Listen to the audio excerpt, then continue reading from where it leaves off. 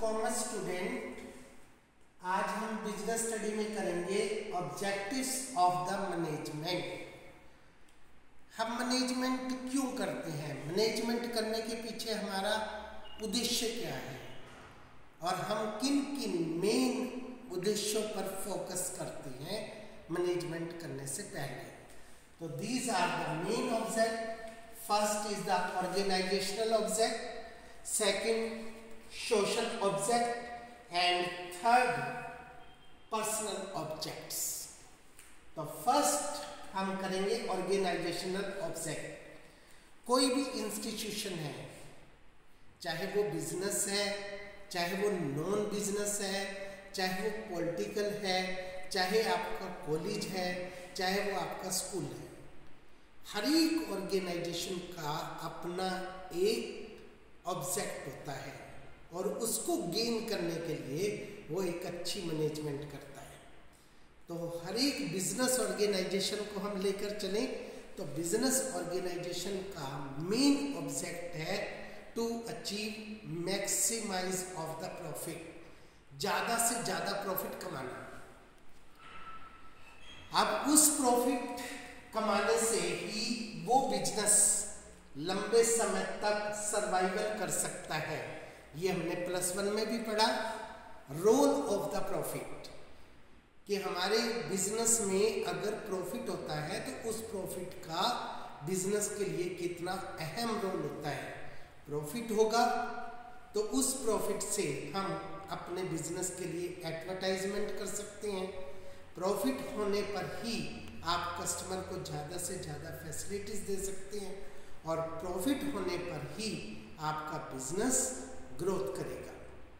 इसीलिए आप किसी भी कंपनी के ऑफिस में जाएंगे तो वहाँ पर आपको एक चार्ट मिलेगा जिसमें आपको दिखाई देगा कि कंपनी कब स्टार्ट हुई और तब से लेकर आज तक हमारे प्रॉफिट का ग्राफ कैसा जा रहा है, trend of the business profit graph. अगर हमारा कंटिन्यूसली ग्राफ प्रॉफिट का बढ़ रहा है तो हम उस बिजनेस को लंबे समय तक चलाएंगे, और यदि हमारे बिजनेस में लॉस हो रहा है या प्रॉफिट अप्स डाउन्स हो रहे हैं तो हम उस बिजनेस को बंद करने की सोचेंगे। तो प्रॉफिट होने पर हम लोग उसको लंबे समय तक सर्वाइवल कर सकते हैं। उसी प्रॉफिट के कारण हम लोग ग्रोथ कर सकते हैं। अगर हमें दिखाई देता है कि हमारा बिजनेस बहुत अच्छे रिजल्ट कमा रहा है तो आज हमारा राइस मिल है, हम उसमें एक नया प्लांट इंट्रोड्यूस कर देंगे और उसमें ऑयल मिल भी लगा देंगे और अपने प्रॉफिट को पहले से इंक्रीज करने की कोशिश करेंगे। हर एक इंस्टीट्यूशन का पहला ऑब्जेक्ट होता है अपने लिए काम करना। दूसरे नंबर पर सोशल ऑब्जेक्ट। आज कंपटीशन है और कंपटीशन के युग में जो आपने प्रॉफिट कमाया, पहले क्या होता था, बिजनेसमैन केवल अपने लिए प्रॉफिट कमाया और वो चाहता था कि ज़्यादा से ज़्यादा प्रॉफिट कमाऊं, समाज को इसका फ़ायदा हो या ना हो, ये मैटर नहीं करता था उसके लिए। आज के समय में ये सबसे पहला मैटर करता है कंपटीशन के टाइम में कि आपको अपना प्रॉफिट भी कमाना है और समाज को भी ध्यान में रखना है।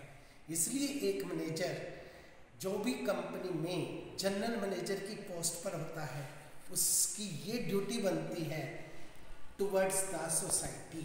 जिस सोसाइटी से, जिस समाज से हम प्रॉफिट कमा रहे हैं उस समाज के लिए काम करना, वो कहलाता है हमारा सोशल ऑब्जेक्ट। अब सोशल ऑब्जेक्ट में आता है high quality goods at the fair prices. समाज को अच्छी से अच्छी चीज़ें प्रोवाइड करना, उनकी रेट्स कम से कम होनी चाहिए और क्वालिटी हाई से हाई होनी चाहिए। इट मीन्स हमें प्रॉफिट की रेट को ध्यान में रखकर ही डिसाइड करना है कि हमारी प्रॉफिट की रेट इतनी ज़्यादा ना हो जिससे हमारा समाज दुखी हो। इसी प्रकार से providing the opportunities for the employment, समाज के लिए अच्छे से अच्छे रोजगार के साधन उपलब्ध करवाना।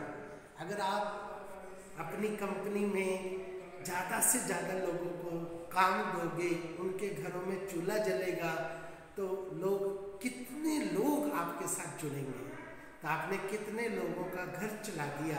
ये हमारी अगली रिस्पॉन्सिबिलिटी बनती है टुवर्ड्स द सोसाइटी।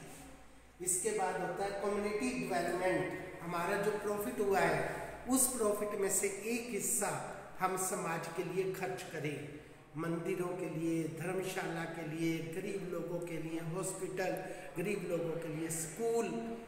ये हमारी ड्यूटी बनती है towards the society, social object. उसके बाद आता है हमारा पर्सनल ऑब्जेक्ट। हमारे पास मैन पावर है, मैन पावर पर ही हमारा बिजनेस चलता है।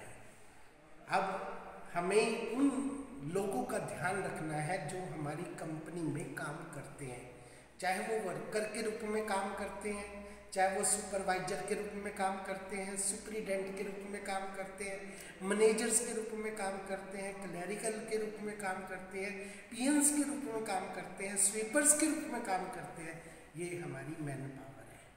उन मैन पावर के प्रति जो हमारे मैनेजर की ड्यूटी बनती है उसको हम कहते हैं पर्सनल ऑब्जेक्ट। उनकी सही ढंग से रिक्रूटमेंट करना, भर्ती करना, अच्छे ढंग से उनकी सिलेक्शन करना, उनके टेस्ट के अनुसार उनको जॉब प्रोवाइड करना, जिसमें जिस व्यक्ति का टेस्ट है अगर हम उसको वही काम देंगे तो वो काम वो सक्सेसफुली कर पाएगा। उसके बाद फाइनेंशियल नीड्स। अब हमारी ड्यूटी बनती है कि हमारे यहाँ जो भी मैन पावर काम करती है उन्हें हम इतनी मजदूरी, इतनी सैलरी जरूर प्रोवाइड करवाएं जिससे वो अपनी रोटी, कपड़ा और मकान की बेसिक नीड्स को पूरा कर सके। उसके बाद हमारी अगली ड्यूटी बनती है, अब हर एक व्यक्ति चाहता है कि मेरी समाज में कुछ पहचान हो।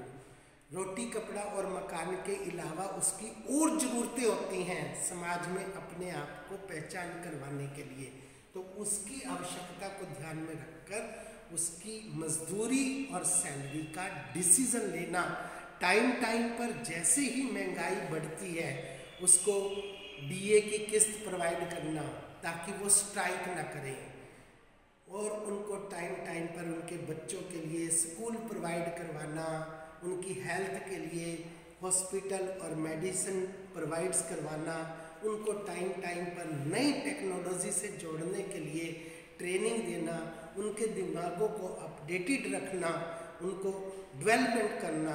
ये हमारी ड्यूटी बनती है अपनी मैन पावर के प्रति। अगर हम अपनी मैन पावर के प्रति इतने जागरूक होते हैं, उनकी हर एक चीज़ का ध्यान रखते हैं, तो हमारी मैन पावर हमें कभी छोड़कर नहीं जाएगी। और जितने लंबे समय तक आपके पास मैन पावर टिकी रहती है उतना आपके इंस्टीट्यूशन को सबसे ज़्यादा फायदा होता है। ये होती है हमारी पर्सनल ऑब्जेक्ट्स, जो हमारे पास सबसे बड़ी संपत्ति है, जो हर रोज शाम को चली जाती है। अगले दिन आएगी या नहीं आएगी ये डिपेंड करता है हमारी मैनेजमेंट पर। अगर हम उनके लिए सोचेंगे तो वो हमारे इंस्टीट्यूशन को छोड़कर कभी नहीं जाएंगे। तो these are the main objects of the business, and business के अंदर जो हमारा मैनेजर होता है उसको इन ऑब्जेक्ट्स को प्राप्त करने के लिए अपने आप को परफॉर्म करना पड़ता है। That's all.